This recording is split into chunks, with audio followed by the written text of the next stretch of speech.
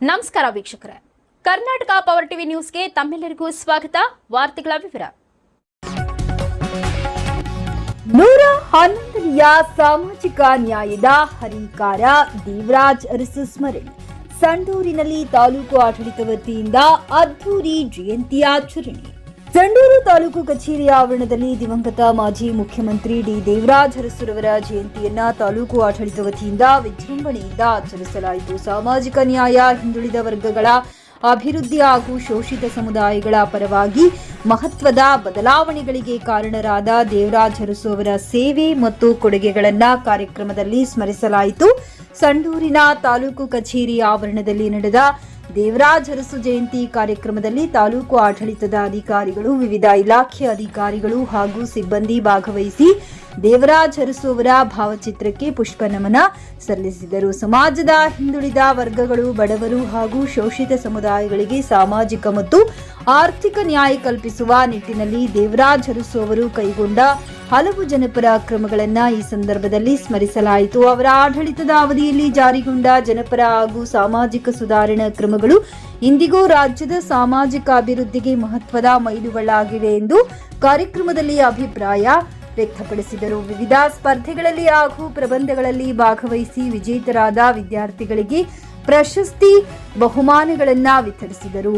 ಒಟ್ಟಿನಲ್ಲಿ ಸಾಮಾಜಿಕ ನ್ಯಾಯದ ಹರಿಕಾರ, ಹಿಂದುಳಿದ ವರ್ಗಗಳ ಧ್ವನಿಯಾಗಿದ್ದ ದಿವಂಗತ ಡಿ ದೇವರಾಜ್ ಅರಸು ಅವರ ಆದರ್ಶಗಳನ್ನು ಸ್ಮರಿಸುತ್ತಾ ಸಂಡೂರಿನಲ್ಲಿ ಜಯಂತಿ ಕಾರ್ಯಕ್ರಮವನ್ನು ಅರ್ಥಪೂರ್ಣವಾಗಿ ಆಚರಿಸಲಾಯಿತು.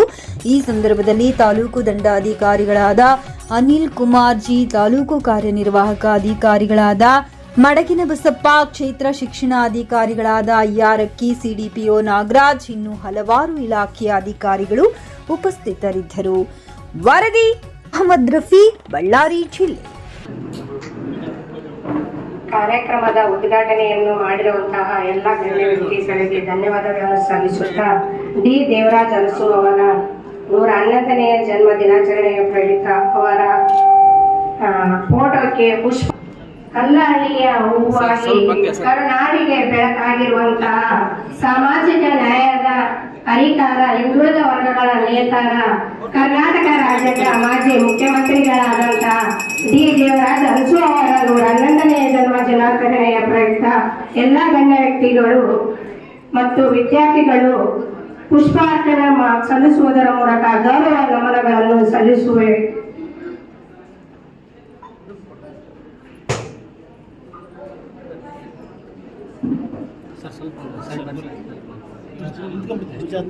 ಎಲ್ಲರೂ ನೀಟಾಗಿ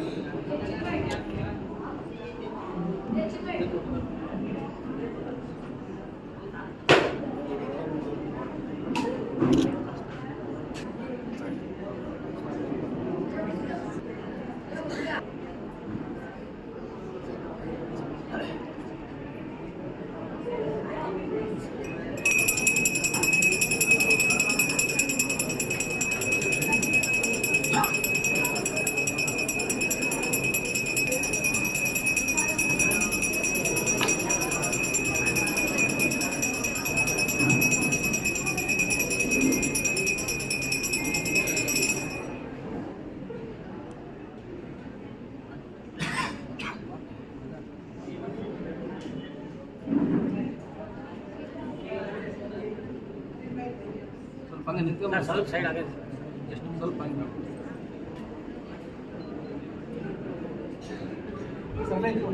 ಅಲ್ಲೇ ನಿಂತ್ಕೊಳ್ಳಿ ಸ್ವಾಮಿ.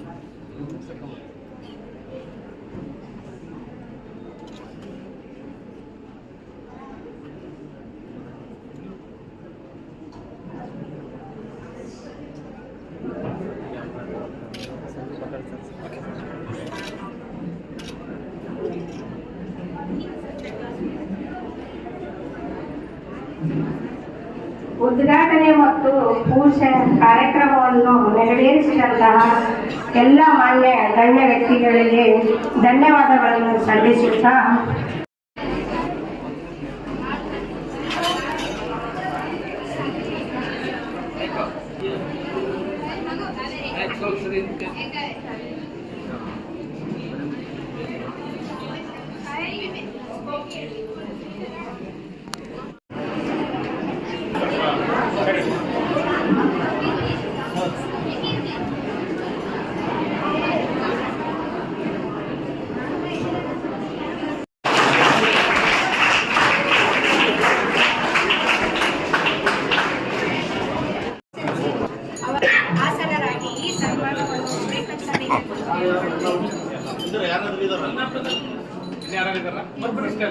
ಆಮೇಲೆ ಚೆಕ್ ಮಾಡ್ತಾರೆ ಅಲ್ಲ ಕರೆಕ್ಟ್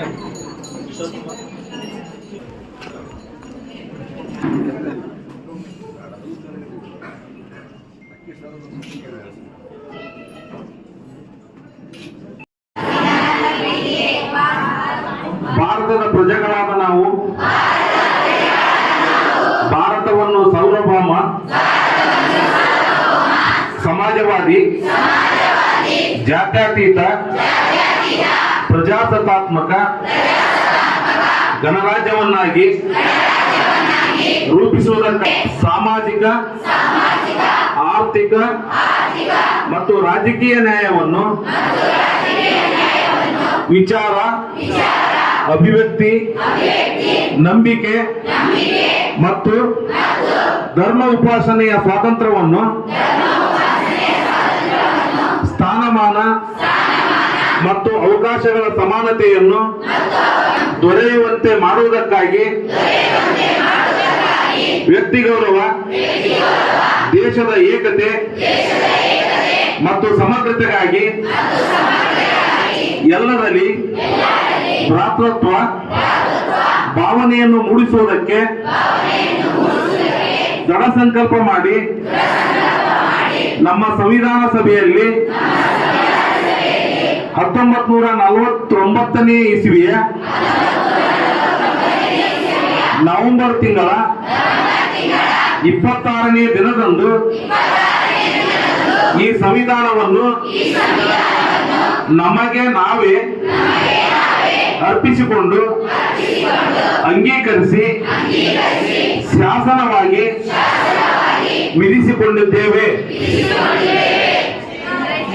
ಪುನಃ ಮತ್ತೆ ವಿದ್ಯಾರ್ಥಿ ಸಾಮಾಜಿಕ ನ್ಯಾಯದ ಹರಿಕಾರ, ಹಿಂದುಳಿದ ವರ್ಗದ ನೇತಾರ, ದೀನ ದಲಿತ ಬಡವರ ನಂದಾದೀಪ, ಕರ್ನಾಟಕ ರಾಜ್ಯದ ಮಾಜಿ ಮುಖ್ಯಮಂತ್ರಿಗಳಾಗಿರ್ತಕ್ಕಂಥ ದಿವಂಗತ ಶ್ರೀ ಡಿ ದೇವರಾಜ್ ಅರಸುರವರ 111ನೇ ಜನ್ಮ ದಿನಾಚರಣೆಯ ನಿಮಿತ್ತ ಈ ಒಂದು ವೇದಿಕೆಯಲ್ಲಿರ್ತಕ್ಕಂಥ ಎಲ್ಲ ಅತಿಥಿ ಗಣ್ಯ ಮಹೋದಯರನ್ನ ಸ್ವಾಗತ ಕೋರಿರ್ತಕ್ಕಂಥ ನಮ್ಮ ಇಲಾಖೆಯ ವಿಸ್ತರಣಾಧಿಕಾರಿ ಇರ್ತಕ್ಕಂಥ ಶ್ರೀ ಉಮೇಶ್ ಸರ್ ಅವರಿಗೂ ಸಹಿತವಾಗಿ ಒಂದು ಕಾರ್ಯಕ್ರಮಕ್ಕೆ ಸ್ವಾಗತವನ್ನ ಬಯಸ್ತೇನೆ. ಹಾಗೆ ಈ ವೇದಿಕೆ ಮೇಲೆ ಆಸೀನರಾಗಿರ್ತಕ್ಕಂಥ ಎಲ್ಲ ಅಧ್ಯಕ್ಷ ಅತಿಥಿ ಮಹೋದಯರು ಈ ಒಂದು ಕಾರ್ಯಕ್ರಮವನ್ನು ಅಧಿಕೃತವಾಗಿ ಉದ್ಘಾಟನೆ ಮಾಡೋದಕ್ಕೆ ಅಂತವಾಗಿ ಈ ಒಂದು ಕಾರ್ಯಕ್ರಮಕ್ಕೆ ಚಾಲನೆಯನ್ನು ನೀಡಬೇಕಂತ ಹೇಳ್ಬಿಟ್ಟು ತಮ್ಮೆಲ್ಲರಲ್ಲಿ ನಾನು ಕೇಳ್ಕೊಳ್ತೇನೆ. ಅಂಗವಾಗಿ ಕಾರ್ಯಕ್ರಮದಲ್ಲಿ ಆಸೀನರಾಗಿರ್ತಕ್ಕಂಥ ಎಲ್ಲ ನನ್ನ ಅಧಿಕಾರಿ ಮಿತ್ರರೇ ಹಾಗೂ ಉಪನ್ಯಾಸಕರೇ, ಈ ಕಾರ್ಯಕ್ರಮದಲ್ಲಿ ಆಸೀನರಾಗಿರ್ತಕ್ಕಂಥ ಎಲ್ಲ ಸಂಘ ಸಂಸ್ಥೆಗಳ ಅಧ್ಯಕ್ಷರೇ, ಪದಾಧಿಕಾರಿಗಳೇ, ಈ ಕಾರ್ಯಕ್ರಮದ ಕೇಂದ್ರ ಬಿಂದುಗಳಾಗಿರ್ತಕ್ಕಂಥ ವಿವಿಧ ಶಾಲೆಗಳಿಂದ ವಿದ್ಯಾರ್ಥಿನಿಯರೇ, ಪತ್ರಕರ್ತ ಮಿತ್ರರೇ, ದೇವರಾಜ್ ಅರಸರ ಬಗ್ಗೆ ನಮ್ಮ ಉಪನ್ಯಾಸಕರು ಬಹಳ ವಿಸ್ತಾರವಾಗಿ ವಿವರಿಸಿದಷ್ಟು ವಿಷಯಗಳನ್ನ ನಿಮ್ಮ ಮುಂದೆ ಪ್ರಸ್ತಾಪ ಮಾಡಿದ್ದಾರೆ. ನಾನು ಹೇಳೋದಿಷ್ಟೇ, ಮಾನ್ಯ ದೇವರಾಜ್ ಅರಸರವರು ಕರ್ನಾಟಕ ಅವರು ಕೊಟ್ಟಂತ ಕೊಡುಗೆಯನ್ನ ನಾವು ಇವತ್ತಿನ ದಿನ ಭಾಷಣ ಮಾಡಕ್ಕೆ ನಿಂತ್ಕೊಂಡ್ರೆ ಒಂದು ದಿನಗಳ ಕಾಲ ನಾವು ಎರಡು ಅವಧಿಯ ಮುಖ್ಯಮಂತ್ರಿಗಳ ಏನು ಅವಧಿಯಲ್ಲಿ ಅವರು ಮಾಡ್ತಾರೆ. ತಮಗೆಲ್ಲ ಗೊತ್ತಿದೆ, 1972ರಿಂದ 80ವರೆಗೂ ಅವರು ಮುಖ್ಯಮಂತ್ರಿಗಳಾಗಿ ನಮ್ಮ ರಾಜ್ಯದಲ್ಲಿ ಸೇವೆಯನ್ನು ಸಲ್ಲಿಸಿದ್ದಾರೆ. ಆ ಅವಧಿಯಲ್ಲಿ ಸಾಕಷ್ಟು ಅಭಿವೃದ್ಧಿ ಕಾರ್ಯಗಳನ್ನು ಮಾಡಿದ್ದಾರೆ, ಸುಧಾರಣೆಗಳನ್ನು ತಂದಿದ್ದಾರೆ. ಭೂ ಸುಧಾರಣೆ ಕಾಯ್ದೆ ಆಗಿರ್ಬೋದು, ಅವರ ನಮ್ಮ ಕರ್ನಾಟಕ ಇತಿಹಾಸದಲ್ಲಿ ಭೂ ಸುಧಾರಣೆ ಕಾಯ್ದೆ ಅನ್ನೋದಿದೆಯಲ್ಲ, ಅದು ಸುವರ್ಣ ಅಕ್ಷರದಲ್ಲಿ ಬರೆದಿಡ್ಬೇಕಾದಂಥದ್ದು. ಯಾಕಂದ್ರೆ ಆಗಿನ ಕಾಲದಲ್ಲಿ ಸುಮ್ಮನೆ ಇರ್ಬೇಕು, ಒಂದು 5 ನಿಮಿಷ ಸುಮ್ಮನೆ ಇರ್ಬೇಕು ಎಲ್ಲರ ಮಕ್ಕಳು. ಭೂ ಒಡೆತನ ಪದ್ಧತಿ ಜಾರಿಯಲ್ಲಿದ್ದು ಜಮೀನ್ದಾರರಿಗೆ ಮಾತ್ರ ಮೀಸಲಾಗಿದ್ದ ಜಮೀನನ್ನ ಗೇಣಿದಾರರಿಗೆ, ಭೂ ರೈತರಿಗೆ ಜಮೀನನ್ನಂತ ಕೊಡುವಂತ ಒಂದು ಆವತ್ತಿನ ದಿನದಲ್ಲಿ ದೊಡ್ಡ ಕ್ರಾಂತಿಕಾರಿ ಯೋಜನೆ ಅದು. ಬಹಳಷ್ಟು ವಿರೋಧಗಳ ನಡುವೆ, ಬಹಳಷ್ಟು ಹೋರಾಟಗಳ ನಡುವೆ ಆ ಕಾಯ್ದೆಯನ್ನ ಸಮರ್ಪಕವಾಗಿ ಅನುಷ್ಠಾನಕ್ಕೆ ತಂದಂಥವ್ರು ನಮ್ಮ ದೇವರಾಜ್ ಅರಸು. ಅವತ್ತಿನ ದಿನ ಒಂದು ಅಡಿ ಜಾಗವನ್ನ ಕನಸು ಕಾಣದಂತ ರೈತ ಅವತ್ತಿನ ದಿನ ಭೂ ಮಾಲೀಕನಾಗಿ ತನ್ನ ಆರ್ಥಿಕ ಮತ್ತು ಸಾಮಾಜಿಕ ಸ್ಥಿತಿಗತಿಯನ್ನ ಅಭಿವೃದ್ಧಿ ಪಡಿಸ್ಕೊಂಡ ಅನ್ನೋದು ಮುಖ್ಯ ಕಾರಣ ಈ ಭೂ ಸುಧಾರಣೆ ಕಾಯ್ದೆ ಅಂತ ಹೇಳ್ಬೋದು. ಗೇಣಿ ರೈತರಿಗೆ ಸಣ್ಣ ಪುಟ್ಟ ರೈತರಿಗೆ ಸಹ ಭೂಮಿಯನ್ನ ದೊರಕಿಸಿಕೊಡ್ಲಿಕ್ಕೆ ಈ ಭೂ ಸುಧಾರಣೆ ಕಾಯ್ದೆ ಕಾರಣ ಆಯ್ತಂತ ನಾನು ಹೇಳಲಿಕ್ಕೆ ಇಷ್ಟಪಡ್ತೀನಿ. ಅದರ ಜೊತೆಗೆ ಹಿಂದುಳಿದ ವರ್ಗಗಳ ಅಭಿವೃದ್ಧಿಗೆ ಬಹಳಷ್ಟು ಶ್ರಮಿಸ್ತಾರೆ. ಹಾಸ್ಟೆಲ್ಗಳನ್ನ ತೆರೆಯುವಂಥದ್ದಾಗಿರ್ಬೋದು, ಶಾಲೆಗಳನ್ನ ತೆಗೆಯುವಂಥದ್ದಾಗಿರ್ಬೋದು, ಶಿಕ್ಷಣ ಮತ್ತು ಉದ್ಯೋಗದಲ್ಲಿ ಅವಕಾಶವನ್ನ ಕೊಡ್ತಕ್ಕಂಥದ್ದಾಗಿರ್ಬೋದು. ಇದ್ರ ಮೂಲಕ ಸಾಮಾಜಿಕ ನ್ಯಾಯವನ್ನು ಪ್ರತಿಷ್ಠಾಪಿಸಿದವರು ನಮ್ಮ ದೇವರಾಜ ಅರಸರವರು. ಬಡವರ ಕಲ್ಯಾಣಕ್ಕಾಗಿರ್ಬೋದು, ಮತ್ತೆ ಬಡವರ ಏಳಿಗೆಗೆ ಅವರು ಸಾಕಷ್ಟು ಯೋಜನೆಗಳನ್ನ ಜಾರಿಗೆ ತರ್ತಾರೆ. ಮತ್ತೆ ಶಿಕ್ಷಣದಲ್ಲಿ ಬಹಳಷ್ಟು ಕ್ರಾಂತಿಕಾರಿ ಯೋಜನೆಗಳನ್ನು ತರ್ತಾರೆ. ಶಾಲೆಗಳನ್ನ ತೆರೀತಾರೆ, ಇಂಜಿನಿಯರಿಂಗ್ ಕಾಲೇಜುಗಳನ್ನ ತೆಗಿತಾರೆ, ವೈದ್ಯಕೀಯ ಕಾಲೇಜುಗಳನ್ನ ತೆಗಿತಾರೆ. ಆಮೇಲೆ LG ಆವನೂರು ಆಯೋಗದ ಬಗ್ಗೆ ನಾ ಹೇಳಲೇಬೇಕು. LG ಆವನೂರು ಆಯೋಗ ಅವತ್ತಿನ ದಿನ ಏನಿತ್ತು, ಅಸಮಾನತೆ ಏನಿತ್ತು ಹಿಂದುಳಿದ ವರ್ಗಗಳ ನಡುವೆ, ಅದನ್ನ ನಿವಾರಣೆ ಮಾಡ್ತು ಅಂತಾನೆ ಈ ಕ್ಷಣದಲ್ಲಿ ಹೇಳ್ಬೋದು. ಅದ್ರ ಜೊತೆಗೆ ಸಾಕಷ್ಟು ಹಾಸ್ಟೆಲ್ಗಳನ್ನ ಜೊತೆಗೂ ಸಹ ಇವರ ಹೆಸರಲ್ಲೂ ಸಹ ಸ್ಪರ್ಧಾತ್ಮಕ ಪರೀಕ್ಷೆ ಸಂಬಂಧ ಹಿಂದುಳಿದ ವರ್ಗಗಳಿಗೆ ಏನು ಪ್ರತಿ ವರ್ಷನೂ KAS ಮತ್ತೆ IASಗೆ ಏನು ಅವಕಾಶವನ್ನ ದೊರಕಿಸ್ಕೊಡುವಂತೆ ಹಿಂದುಳಿದ ವರ್ಗಗಳ ಆಯೋಗ ಏನ್ ಮಾಡಿದೆ, ದೊರಕಿಸ್ಕೊಡುವಂತ ಕೆಲಸ, ಅದು ಸಹ ಒಂದು ಪ್ರಶಂಸನೀಯ ಕಾರ್ಯ. ಯಾಕಂದ್ರೆ ಬಹಳಷ್ಟು ಹಿಂದುಳಿದ ವರ್ಗಗಳ ಬಡ ಮಕ್ಕಳು ಇವತ್ತಿನ ದಿನ KAS IAS ಕನಸು ಕಾಣುವಂತ ಒಂದು ಪರಿಸ್ಥಿತಿಯನ್ನ ನಿರ್ಮಾಣ ಮಾಡಿದಂಥವ್ರು ನಮ್ಮ ದೇವರಾಜ ಅರಸವರು ಅಂತ ನಾನು ಹೇಳಲಿಕ್ಕೆ ಇಷ್ಟಪಡ್ತೀನಿ. ಅದರ ಜೊತೆಗೆ ಇಲ್ಲಿವರೆಗೂ ಸಹ ತಾವೆಲ್ಲ ಬಂದು ನಮ್ಮ ಹಿಂದುಳಿದ ವರ್ಗಗಳ ಆಯೋಗದ ಹಿಂದುಳಿದ ವರ್ಗಗಳ ಇಲಾಖೆಯ ಅಧಿಕಾರಿಗಳು ಬಹಳಷ್ಟು ಅಚ್ಚುಕಟ್ಟಾಗಿ ಆಯೋಜನೆ ಮಾಡಿದ್ದಾರೆ. ಬೆಳಗ್ಗೆ ಪ್ರಭತ್ ಬೇರಿ ಸಹ ಬಂದಿದ್ದೀರಿ, ಮತ್ತೆ ಪ್ರಬಂಧ ಸ್ಪರ್ಧೆಗಳನ್ನ ಮತ್ತೆ ಭಾಷಣ ಸ್ಪರ್ಧೆಗಳನ್ನ ಆಯೋಜನೆ ಮಾಡಿ ದೇವರಾಜ ಅರಸು ಅವರ ಬಗ್ಗೆ, ಅವರ ಒಂದು ಜೀವನ ಚರಿತ್ರೆ ಬಗ್ಗೆ ಮಕ್ಕಳಿಗೆಲ್ಲ ತಿಳಿಸ್ತಕ್ಕಂಥ ಕೆಲಸವನ್ನ ಇಲಾಖೆಯವರು ಮಾಡಿದ್ದಾರೆ. ಈ ಕಾರ್ಯಕ್ರಮ ಸೊಗಸವಾಗಿ ಮೂಡಿ ಬಂದಿದೆ. ಮತ್ತೆ ಇನ್ನೊಂದು ಮುಖ್ಯವಾಗಿ ಹೇಳಲಿಕ್ಕೆ ಮರ್ತೆ, ನಮ್ಮ ನಾರಿಯಳ್ಳ ಅಡಿಗಲ್ಲು ಪೂಜೆ ಮಾಡಿದವರು ದೇವರಾಜ ಅರಸು ಅವರು. ಬಹಳಷ್ಟು ಜನ ಅದು ದೇವರಾಜ ಅರಸು ಅವರು ಮಾಡಿದಂತ ಕಾರ್ಯ. ಇವತ್ತಿನ ದಿನ ಅವ್ರನ್ನ ನೆನೆಸ್ಬೇಕು ನಾವು ಸಂಡೂರಿನ ಜನತೆ ಅಂತ ಹೇಳ್ತಾ ಈ ಕಾರ್ಯಕ್ರಮವನ್ನ ಇಲ್ಲಿ ಮಾತಾಡ್ಲಿಕ್ಕೆ ಅವಕಾಶ ಮಾಡಿಕೊಟ್ಟಂತ ಎಲ್ಲರಿಗೂ ಹಾಗೂ ಈ ಕಾರ್ಯಕ್ರಮ ಯಶಸ್ವಿಗೊಳಿಸಲಿಕ್ಕೆ ಕಾರಣರಾದಂತ, ಪ್ರತ್ಯಕ್ಷವಾಗಿ ಮತ್ತು ಪರೋಕ್ಷವಾಗಿ ಕಾರಣರಾದಂತ ಎಲ್ಲರಿಗೂ ನನ್ನ ಅಭಿನಂದನೆಗಳನ್ನು ತಿಳಿಸ್ತಾ ನನ್ನ ಮಾತುಗಳನ್ನು ಮುಗಿಸ್ತೀನಿ. ಧನ್ಯವಾದಗಳು. ನೈಜ ಸುದ್ದಿಗಾಗಿ ನಿರಂತರವಾಗಿ ನೋಡ್ತಾ ಇರಿ ಕರ್ನಾಟಕ ಪವರ್ ಟಿವಿ ನ್ಯೂಸ್.